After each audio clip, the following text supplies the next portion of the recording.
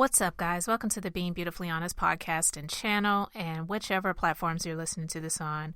I want to let you know I really do appreciate you, and if you are a subscriber, thank you so much. And if you are not subscribed yet, please do go ahead and subscribe.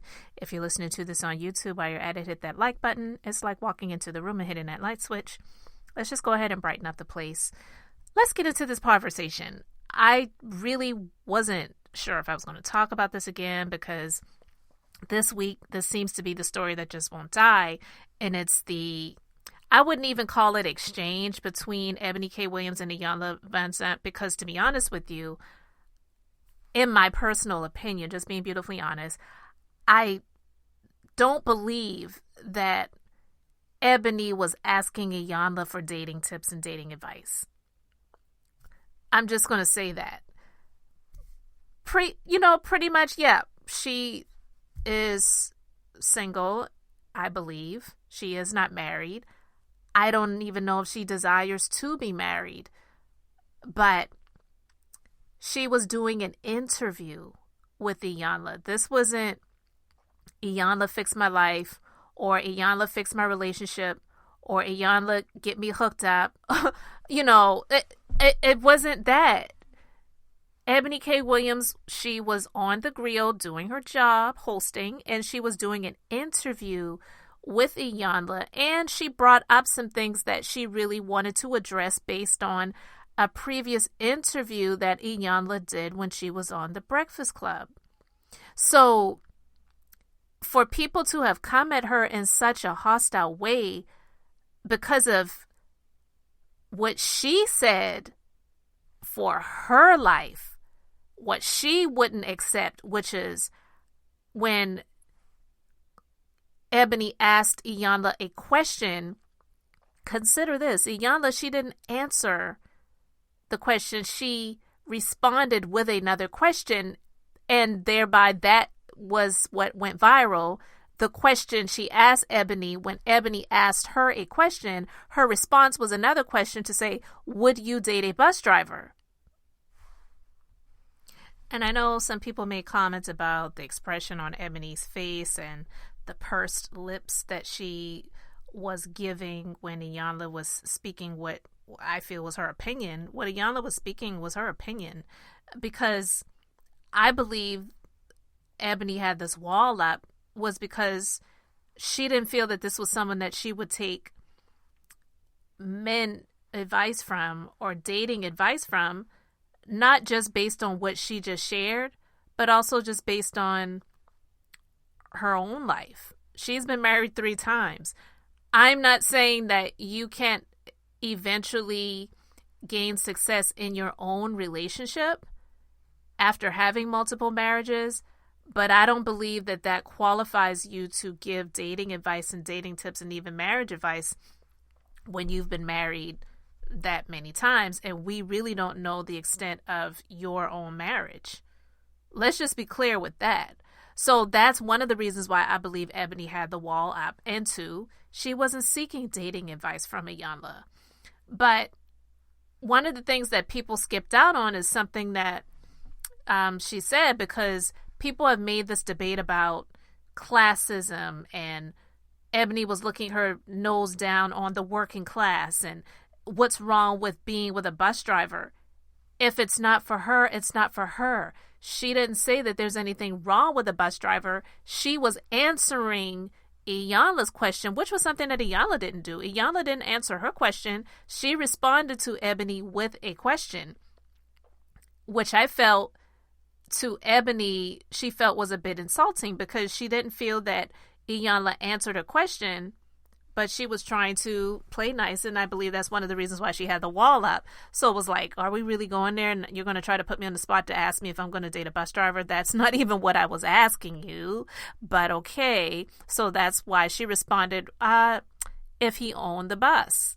And so to me, I got where Eboni was coming from, because it's like, okay, you want to go there. You want me to lower what I would say are my standards to date down, because you're basically trying to tell me that there are not enough qualified, good-looking, handsome, well-to-do or whatever men out here, so I just have to accept the scraps.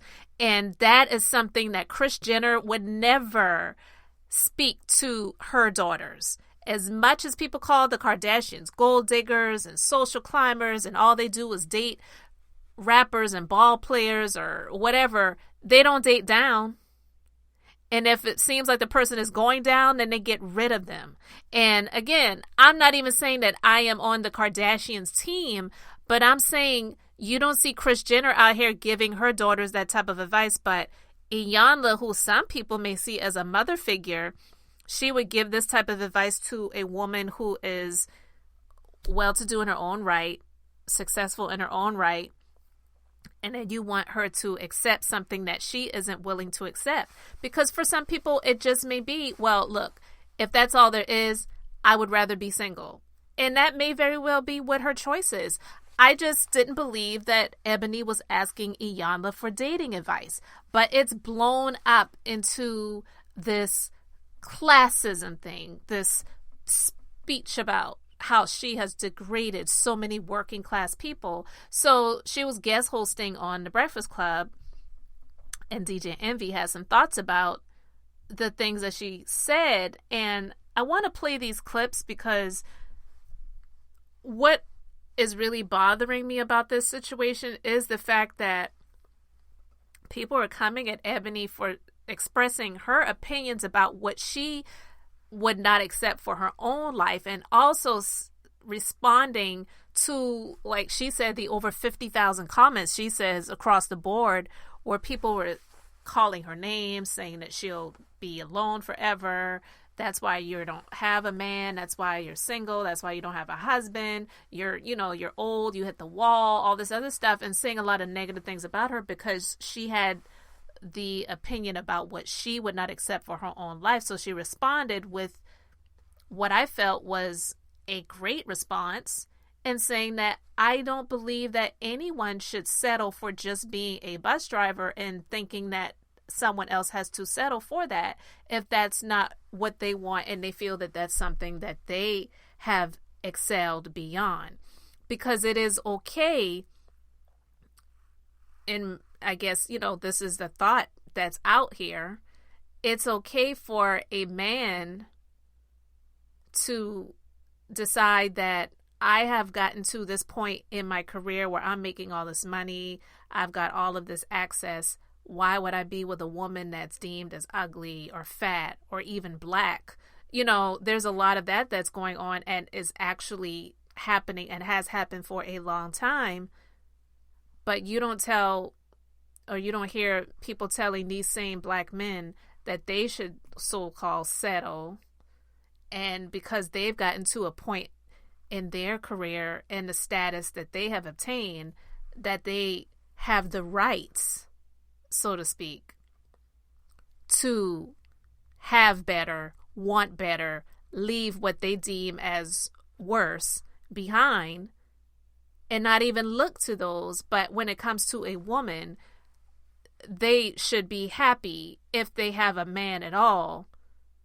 They should be happy even if he just has a regular job when I'm an attorney and I'm a host of a television show or an internet show or whatever it is.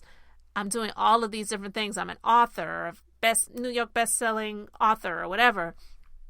But I should just settle with being with a bus driver. But you would never tell a man that sort of thing. It's just absolutely ridiculous to me that this conversation has been so flipped and turned and shifted when it really wasn't about the whole race or class of people in the African American community that may not be well educated and they haven't done more than just work a city job or driving a bus or whatever. And now you're trying to say that she's tearing down a whole community of people. I just didn't feel that was fair. And in my personal opinion, just being beautifully honest, I didn't watch every episode of Iyanlavanzant Fix My Life. I've seen enough episodes to say, at least in my personal opinion, that she has coddled. She has not, been very easy on all men, but she definitely has coddled a good bit of them. And there are clips of this. if you don't remember the episode where DMX, God bless his soul, no longer here, where he was on there, I mean, he was wilding out. And she couldn't tame him. She had, I believe it was Keisha Cole's sister on there. She called her a gutter snipe. That went viral, said a lot of other things about her. And there are other women that have been on the Iyanla Fix My Life show that she's, had a lot of choice words for, but some may deem her as being more caring and comforting and coddling the men more than she has the women. So I don't know if she's the best person to take dating advice from. So I don't even believe Eboni was asking her for dating tips or advice. It was an interview. And Iyanla answered Eboni's question with another question. So the response that she gave her was a real response, which was, if he owned the bus, maybe I consider dating him. But look, lady, I ain't asking you for dating tips. I was specifically interviewing you and asking you about some things that you stated in your Breakfast Club interview. To understand what people were mad about and understand what people were upset about. So when you're talking about all this brother this and the black man this and the white supremacy this and this, that, and the other, that's all to the side of how you felt about that quote-unquote average job, right? Mm-hmm. And I'll be honest with you, right? One of the comments that I said, and maybe I'm not sure, right? The guy was like, you talk about all this about lifting a brother up and lifting this up and white supremacy and what you do for our people. And then the first thing the brother said was, but your fiance was white. And I'm sitting there like, how do you talk about how much you're uplifting and how much you're going for black people, but that's not necessarily what you're even looking for? Well, first of all, Paging Dr. Umar, damn. Well, let's address it, and let's not skip a beat. Mm-hmm. So, I would love to know how you, Envy, know what I'm looking for. We never had the conversation. I don't know. I'm telling you what people are saying on comments, what I've read, and I'm talking for them. I'm not a bus driver. I'm speaking for the average person out there because I feel for them, because the bus drive average person or what keeps these lights on here on the Breakfast Club. Right. They keep me booking shows. Nobody is saying. First of all, this is not about you booking shows. I'm just telling you how I feel. So when you shit on the people that first of all, me, Envy, you're dead ass wrong for framing it as me shitting on them. You don't think I'm shitting on them? I know it. First of all, I know it wasn't. I think what you're saying right now is irresponsible. I think what you're saying is irresponsible. Envy, I think what you are framing right now in this moment is highly irresponsible. Because if you listen, I'm going to tell you. Because if you were to listen to all of the full Iyanla interview, the full sidebar, the full episode of Holding Court, nowhere in any of that commentary did I say a cross or negative word about the working class of Black America, of America broadly, or Black men. I'm going to get to the why was my fiance. Envy, let me finish this statement. I'm going to get to. Just because you didn't mean to hurt somebody, just because you didn't mean to affect somebody, doesn't mean you didn't hurt a community. I can say anything about somebody, but I didn't mean to hurt you. But if you hurt people, you hurt people. If people feel a way about you, they feel a way about you because those people that you talked about are the people that buy your books, that listen to this show, and they're hurt. Ebony, what about words like average, mediocrity, typical, and the bigotry of low expectations? I think those are the words that hurt the working class. You can sit here and say, no, I didn't hurt nobody. You hurt people out there that buy your books and follow you and support you. You asked me to be quiet. No, please. Y'all asked me to be quiet. I listened to your full statement. I understand you have a feeling about it. 22 minutes, and I just spoke for 60 seconds. She is here to talk to us. I know, but I just spoke for 60 seconds. We got ours off already. Let Ebony talk. I'm just returning what she said. Don't act like I didn't let her speak. She spoke for 22 minutes. Go ahead. Okay. Let her talk. Don't do that. Let her go. Go ahead. Community. Out of the 50,000 plus comments posted on social, I only saw a handful that even considered the possibility of a bus owner being a more aspirational position and recognizing that I am actually speaking and pouring into the ascension of Black men, said what I said. All right, I'm going to pause it right there, guys. But, when I listened to DJ Envy and how riled up he was getting about what Eboni K Williams was saying, which I feel she was trying to respond to him in an intellectual way and having an emotionally intelligent conversation, it was a little bit hard to do that with him because he was trying to, what a lot of people have already done, make what Eboni said into she was trashing the working class community of people as a whole, especially Black men. And that is absolutely not what she was doing. And that's why she responded in the way that she did, because that's what was done initially. And it has been further driven after she responded and after hit dogs were hollering.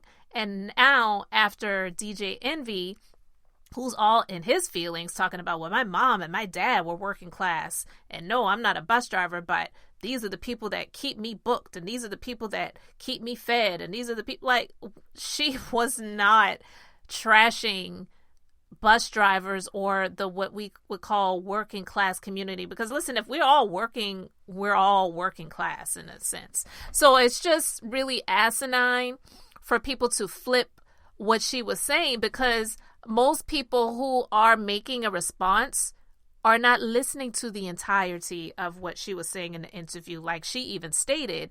And I'm going to ironically play another clip where I'm getting to what she is speaking about as well, in terms of people running with a clip and not listening to everything.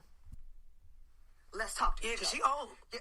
Sorry. I was going to say you season. should hope to get to that age. That's it. No, Because you know what the alternative is. I want to age. I want to age. Amen. Gracefully, beautifully.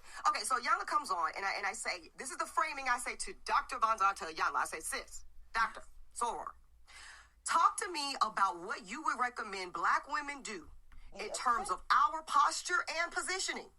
When you're right, I am showing up in a posture of building, providing, and protecting my own self. I'm showing up in masculine energy, as you would call it. Yep. I'm conceding your point.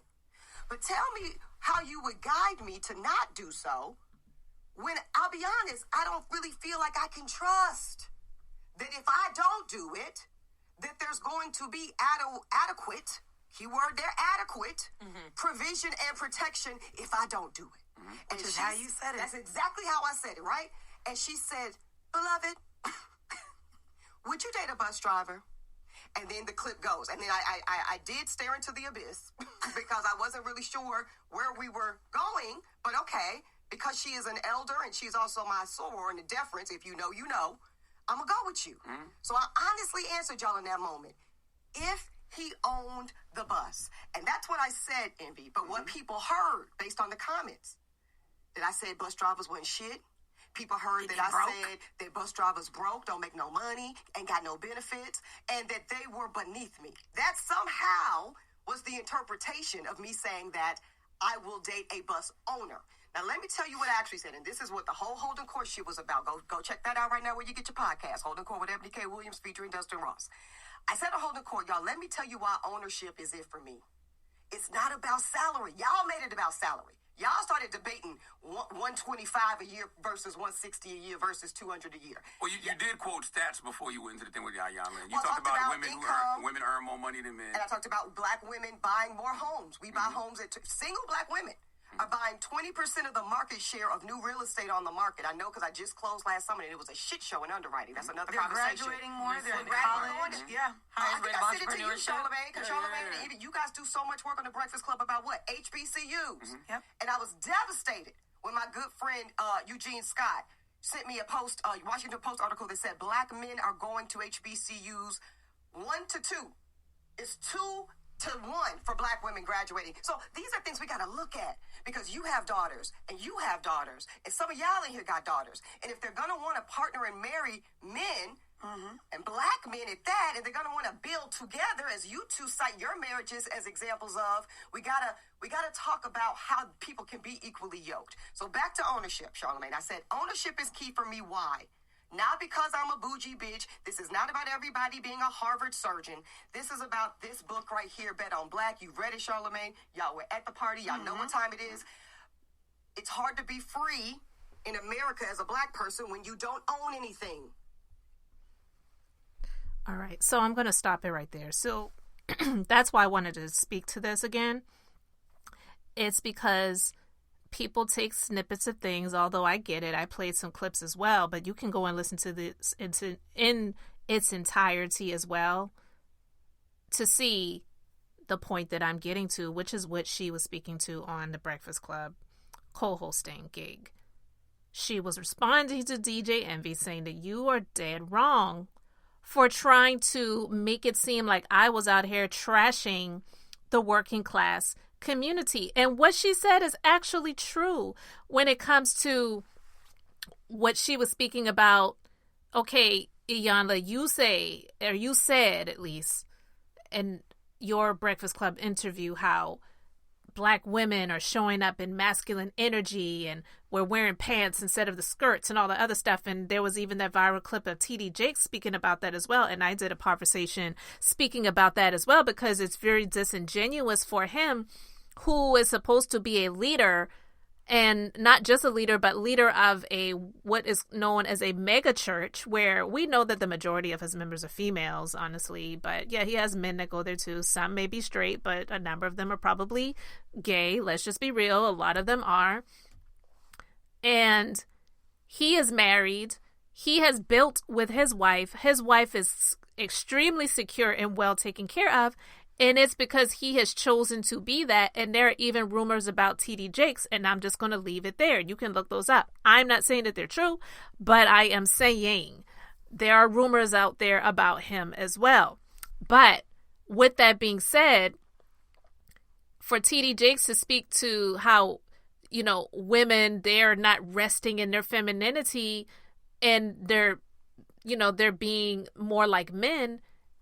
Do you think that a woman would choose to be that if they were not forced in some way or pushed to do that, instead of just waiting around being a damsel in distress until some man can come around to save them, knowing that the likelihood of that happening is usually slim to none? So if you watch, like, for example, shows like on HGTV, House Hunters, I'll give you a good example. I watch that show a lot. And on the OWN network, they will show a lot of those House Hunters show where it's primarily African-American people purchasing homes. Rarely will you see a single Black man buying a home, but a lot of times you will see a single Black female buying a home. They're not waiting until they get married, hoping that as they just lay waiting around for a man to save them, or being the damsel in distress for the knight in shining armor to come on the white horse to swoop them up, put them on the horse and ride off into the sunset and get married and live this princess lifestyle. They're living in the now, and they're living as they want to. And if they want to be a homeowner and they can afford it, they're doing that. And so when Eboni spoke to the statistics of home ownership and how more single females are purchasing homes, it's a real thing. It's a real thing. So for people like Iyanla and others who are supposed to be in these positions of authority, thought leaders or whatever, like her and the T.D. Jakeses of the world, that have the audacity to say that women are not resting in their feminine energy and they're being more like men, they are living their lives and they're not waiting for a man to do it for them, because they know what they want and they're not going to settle. And I don't think there's anything wrong with that. And when Eboni said she brought that up to Iyanla, Iyanla's response was not an answer like I previously stated. It was a question. And the response to Eboni's question was Iyanla's question: would you date a bus driver? I felt that that was extremely just... what's the word that I want to use? I'm kind of at a loss for words right now, but I really felt like that was a slap in the face to Eboni. And so Eboni said that's why I just was kind of like gazing off, because I didn't really know where she was going with that, because I know what I just asked her and she didn't answer my question. So it's just really gone off on something that it never was supposed to be. And now you have djenvy getting into an argument, so to speak, with Ebony because somehow he got offended by what she said, when I feel that if you're getting offended by what she said, it's striking a nerve in something within you that you need to check. It has nothing to do with Ebony. It has nothing to do with black men. It doesn't even have anything to do with Iyanla, to be honest with you, because I just feel that Iyanla is just being who she is. She's a woman of a certain age. I sometimes feel that some women who are in that stage of life are not looking at things in the present to see what the stats are and the way things are in the now versus the way things were when they were the ages that we are now.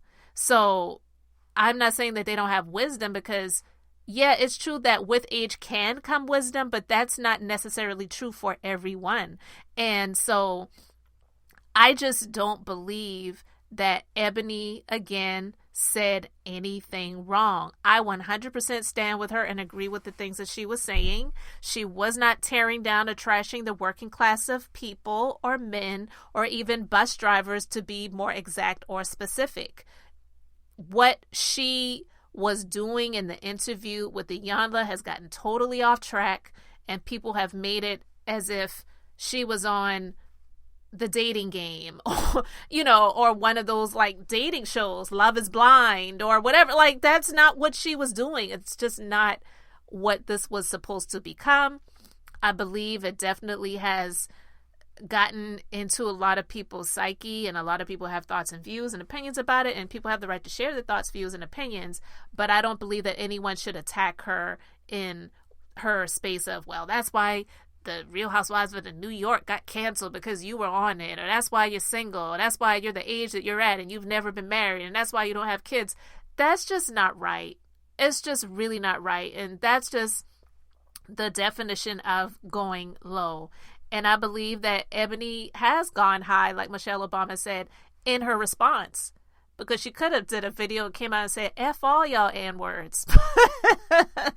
But she didn't do that. She came out with a very well thought out, very well spoken, and I believe well written, because I believe she was, reading from a teleprompter, but yet and still it was her words, her beliefs.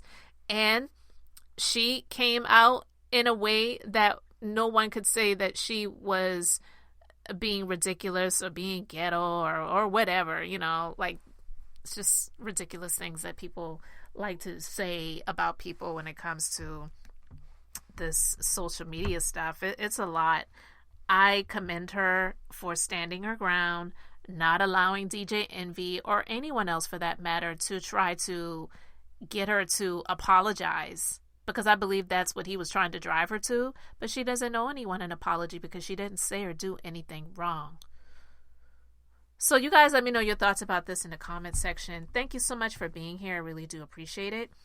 Thank you so much for liking and subscribing. I'm Beth, and I'm just being beautifully honest. So until the next time, I just wanted to keep it brief, beautiful, and now I'm going to say bye.